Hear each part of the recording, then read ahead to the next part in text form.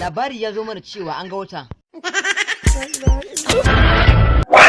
Kwanta da hankalinku, wannan watan ba mai daɗewa ba ne, kwana 50 ce kacal. Me?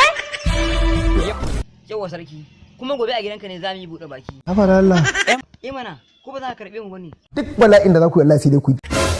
Ba za ka karɓe mu ba? Ba za ka karɓe mu ba? Maryam Yahaya. Ka gaya min magana banza a cikin gidana. Ke ma ba za mu sha a gidanki ba? Ni ba irin wayannan jaruman bane.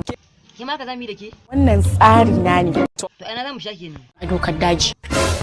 Oke, kin koya daga sarki kenan. Ba ruwan alinu. Ra'ayina ne. Kai, ku fito mana da ɗan yarbawa, sai ya rama azumin bara. Ya haka, kaman kawo kura. Ina so a dauki manufacin zuciyarmu.